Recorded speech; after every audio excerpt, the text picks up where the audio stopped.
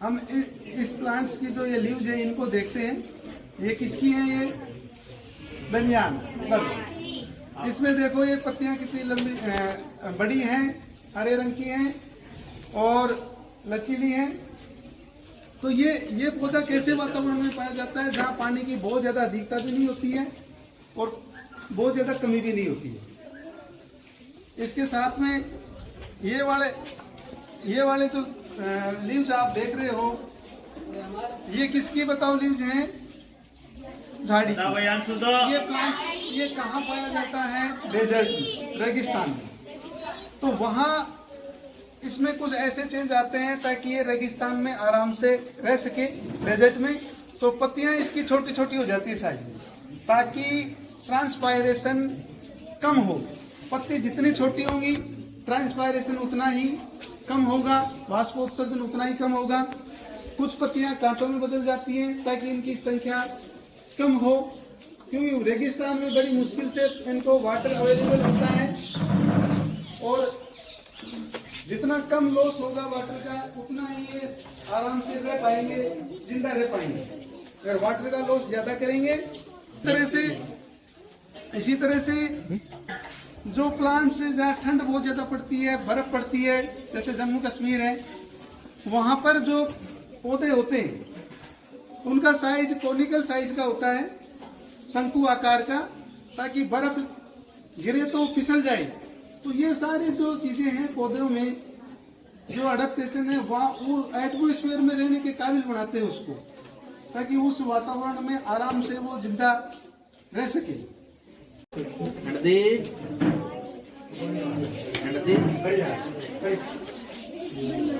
this जोर से बोलो बेटा। and this thank you. का कलर कैसा होता है? येलो। और एप्पल का? रेड। ब्लैकबेरी कलर होता है, जामुनी कलर। तो बताओ ककम्बर का कैसा होता है? What is this? And this? Mango थोड़ी है। या दिस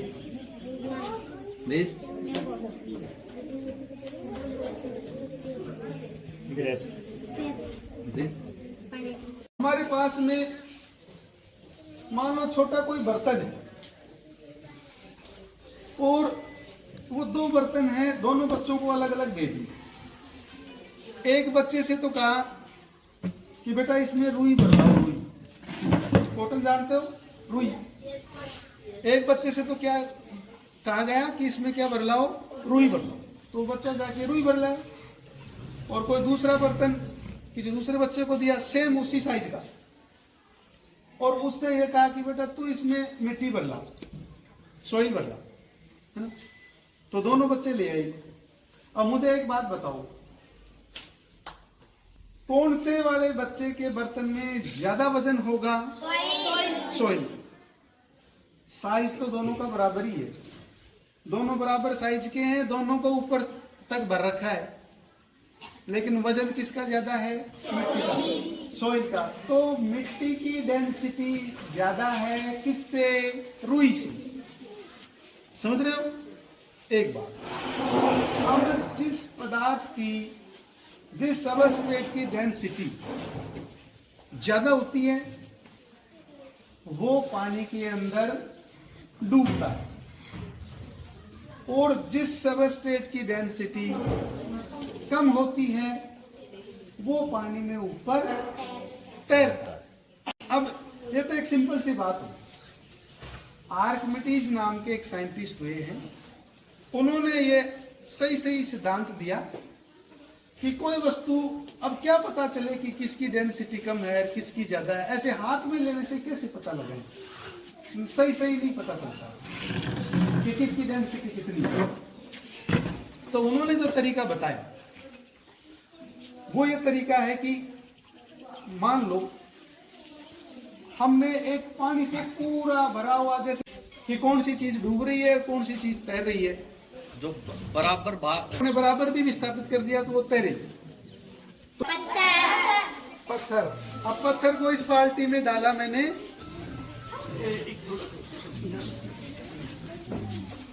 ये ना, तो पत्थर क्या हो गया? डूब गया। चलो अब ये क्या है? क्या है ये? जाली है प्लास्टिक की, है ना? हाँ, इसको ये डाला पानी के अंदर, ये डूबी क्या? ये तैर रही है। तो इसका मतलब दोनों चीजों में अंतर है, किस किस में, पत्थर में और जाली में। तो मैंने अभी एक बात आपको समझाई थी, उसके हिसाब से मुझे बताएंगे। जो डेंसिटी है पत्थर और प्लास्टिक की, जो जाली है, इसमें किसकी डेंसिटी ज्यादा है और किसकी कम है? पत्थर की ज्यादा है, इसलिए वो क्या हो गया? डूब गया। और इस प्लास्टिक की डेंसिटी कम है, इसलिए ये क्या हो रहा है? तैर रहा है। किसका बना हुआ है? प्लास्टिक का। अब इसको चलो हम डाल के देखते हैं, डूबा या तैरा? देखो अब ये इसका लगभग बराबर है डेंसिटी इसके, इसलिए ये नहीं, ये तो डूब गया, डूब रहा है। ये क्या है और ये किसकी बनी हुई है? लकड़ी। इसमें लेड पेंसिल है। तो चलो इसको देखते हैं, डूबती है तैरती है। ये देखो क्या हो रही है, ये तैर रही है। तो इसका घनत्व पानी से कम है। ये क्या है? इरेजर। इरेजर को देखते हैं डूबता है तैरता है। ये दो डालते क्या हो गया? डूब गया। इसका मतलब इरेजर की डेंसिटी जो है वाटर से ज्यादा है।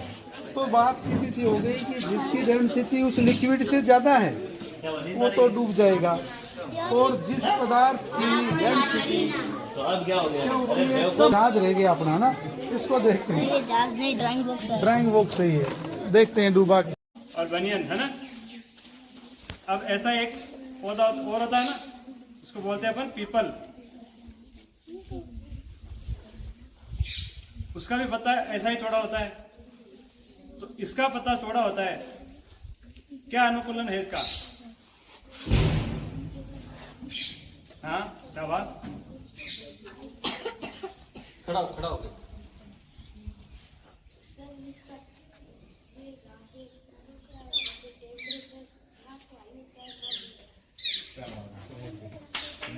समोड्रिल होता है। क्या होता है ये? समोड्रिल। मनुष्य के जो होते हैं उनके जो पत्ते होते हैं वो कांटों में तब्दील हो जाते हैं, या पत्ते होते हैं वो छोटे होते हैं, ताकि उनमें वाष्प विसर्जन की क्रिया कम हो। वैसे ही पशु पक्षियों में होते हैं। अब देखो, आपने देखा होगा अपने यहाँ पर जो भालू होते हैं, देखा ना भालू, कभी देखा होगा आप लोगों ने। तो इन भालुओं में और ध्रुवीय जो भालू होते हैं, जिनको अपन पोलर बियर बोलते हैं, है ना, पिक्चर में देखा होगा, ऐसे तो नहीं देख सकते अपन। तो उनमें भी थोड़ा अंतर होता है, उनमें भी एक अनुकूलन पाया जाता है वहां के लिए, क्योंकि वहां पर बर्फबारी ज्यादा होती है, ठंड ज्यादा पड़ती है, तो उनके बाल लंबे होते हैं, है ना, और वातावरण बर्फबारी ज्यादा होती है, ताकि वो किसी को दिखे नहीं और अपना शिकार आसानी से वो कर सके और किसी दूसरे का शिकार नहीं बने। इसके लिए उनका कलर भी कैसा होता है? वाइट होता है। जैसे ऊंट के पैर कैसे होते हैं? गद्देदार होते हैं, ताकि वो मिट्टी पर आसानी से चल सके। अब बताओ, देखिए ऐसा पक्षी का नाम बताओ। देखिए आप, जो पक्षी तो होता है लेकिन कभी पेड़ पर नहीं बैठता। शाबाश, बहुत बढ़िया। कौन सा पक्षी होता है? टिटहरी। टिटहरी एक पक्षी होता है जो कभी पेड़ पर नहीं बैठता और न कभी पेड़ पर अंडे देता है।